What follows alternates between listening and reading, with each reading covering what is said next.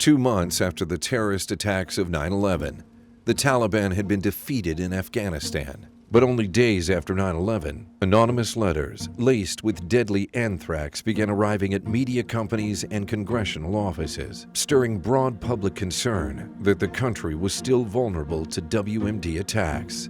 The nation seemed under siege. Inside the Bush administration, vigorous debate was raging. Could the United States tolerate Saddam Hussein's possession of weapons of mass destruction, following the most catastrophic attack on U.S. soil in history?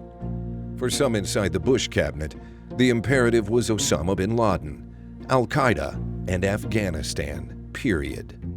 That mission, as the President has said, is to take the battle to the terrorists, to their networks, and to those states and organizations that harbor and assist terrorist networks.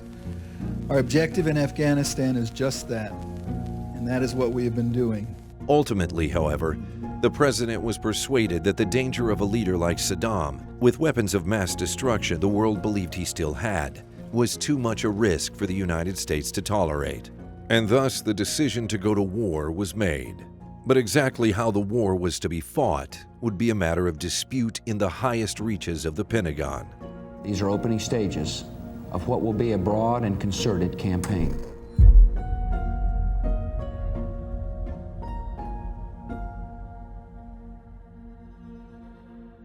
This is the first week in December 2001, just after Thanksgiving.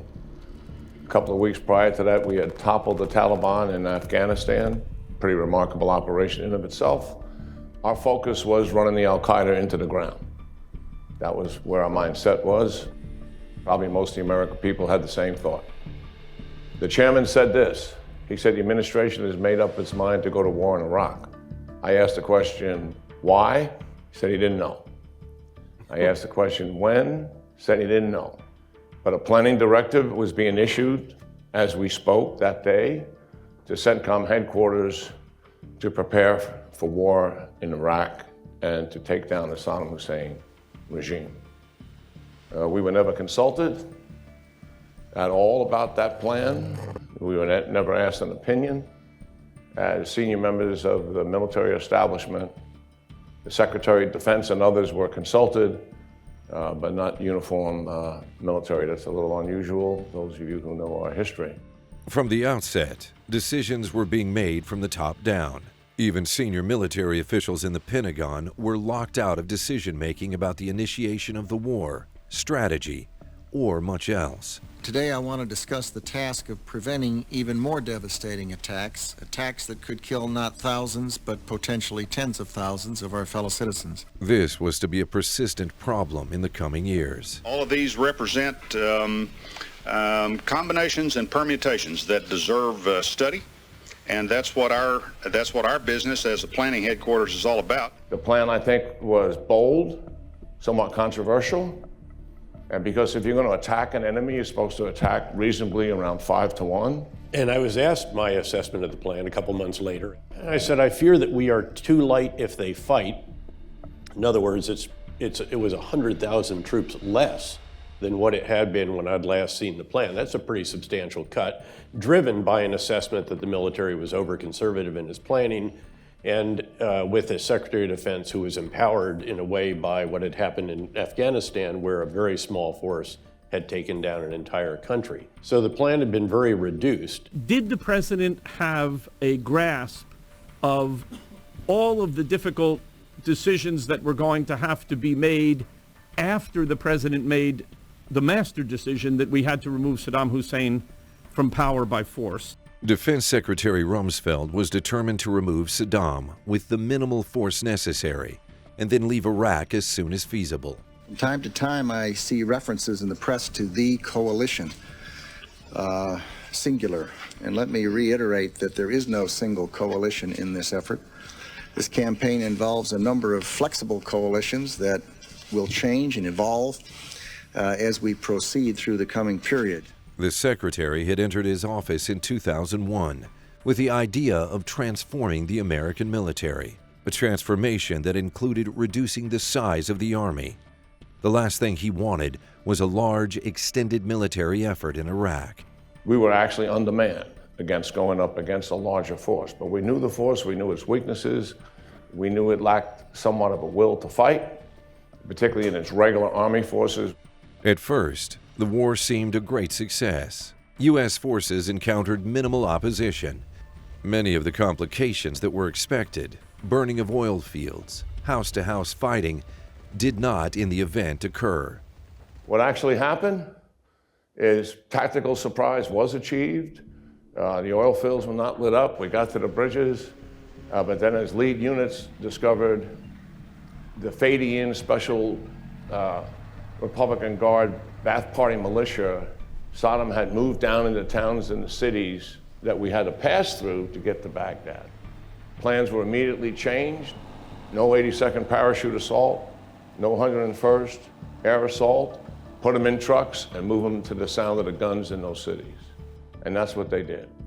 And that enabled also the ground assault to get to Baghdad sometime in April and capture the city itself after about 6 days of combat. I thought that operation, despite the change of plans, the flexibility American leaders showed, I think, is praiseworthy. The one thing we didn't do, and I fault myself on this, is we never considered the reality that Saddam Hussein would not surrender, that he would take us on using indirect, unconventional means.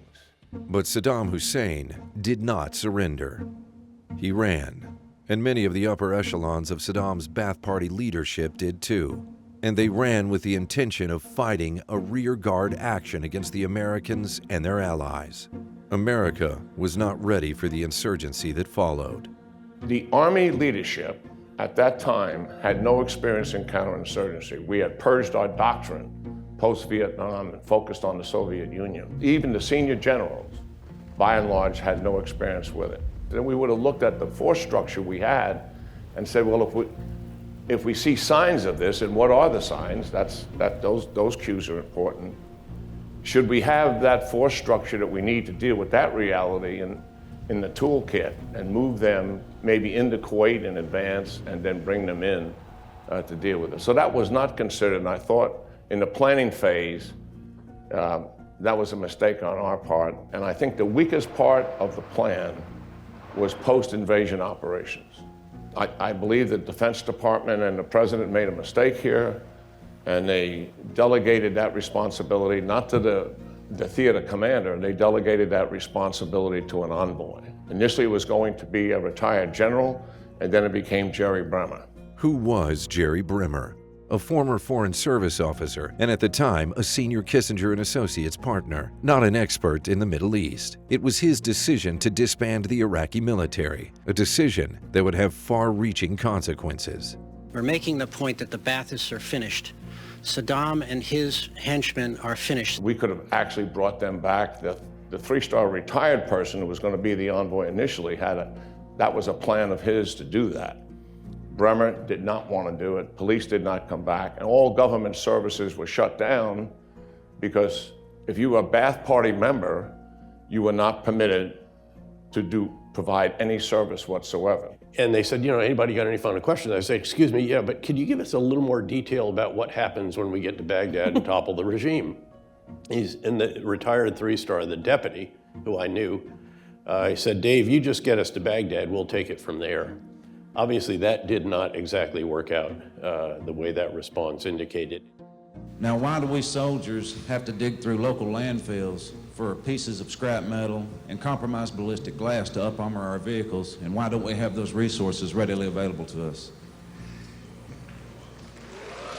And the real flaw here was an assumption that we would topple the regime, but everybody else would roughly stay in place. The local police, the local officials, all the rest of that.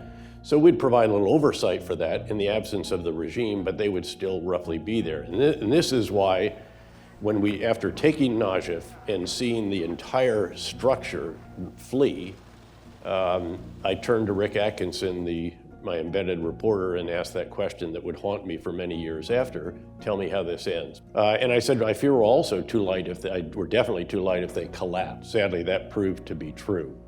Saddam Hussein and his men ran. the Ba'ath Party was disbanded. Most of the army was disbanded. And into this chaos, the United States parachuted in first a general, then a civilian leader of the so-called Coalition Provisional Authority, the CPA. But what was the idea behind the CPA? Where did it come from? For many years, I was puzzled by why did the CPA get established rather than just establishing an embassy. My only explanation is that Secretary Rumsfeld wanted to run the war, the post-war, rather than handing off to an embassy, as would naturally be the case. If you have an ambassador, the ambassador is going to report to the State Department, not to the Department of Defense. We needed to do disarmament, demobilization, and reintegration, a typical process, DDR, always done around the world. But we didn't need to fire all of them and not tell them how they're going to be able to provide for their families. Final week, I stood on a wall and with a loudspeaker to 10 or 13,000 soldiers, some of whom had former soldiers, had weapons, and I said, I'll go to Baghdad right now. I'll convey your concerns. I did. I literally confronted the individual who was in charge of that policy for Ambassador Bremer, told him that his policy was killing our troops and we needed to pay stipends to these individuals. We got that done, but the damage had been done. That was the seeds of the insurgency.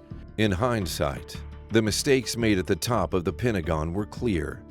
The decisions that led first to chaos and then to insurgency were clear. But even as Iraq descended into chaos, Washington remained complacent. Members of Congress like Senator John McCain and Senator Lindsey Graham were sounding the alarm. After my first visit to Iraq in 2003, I argued for more troops. I took issue with the statements characterizing the insurgency as a few dead-enders or being in its last throes. I criticized the search and destroy strategy and argued for a counterinsurgency approach that separated the reconcilable population from the irreconcilable. Civilian experts were too, but all was calm at the top of the Bush administration. The need for Iraqi reconciliation was ignored. The need for stability before building a new Iraq was ignored. We never really did reconciliation again until the spring of 2007 when we built on the initial Anbar, what became the Anbar Awakening outside Ramadi. And the big lesson that I think we have to take from that is, number one, from that whole experience, don't implement a policy that creates more bad guys than it takes off the street by its implementation. We didn't recover from the de-Baathification decision until 2007. There were efforts at reconciliation at various times. Again, the one in Mosul, 1 year later, H.R. McMaster did in Tel Afar, Western Anbar province. All of them came to an unhappy ending. Washington wasn't the only source of confusion. Many of the allies who'd fought Saddam alongside U.S. troops had little idea about the question of what came next. For 3 years, the chaos and confusion that resulted from the lack of a coherent strategy to deal with a post-Saddam Iraq plagued the American and Allied effort and produced a growing consensus in Washington and elsewhere that the effort to stabilize Iraq was not only costly in blood and treasure, but also impossible to do. The question for President Bush in late 2006 was whether to accept defeat or take one last chance with a different strategy, a strategy that was called the surge. The situation in Iraq is unacceptable to the American people, and it is unacceptable to me. Our troops in Iraq have fought bravely. They have done everything we have asked them to do. Where mistakes have been made, the responsibility rests with me.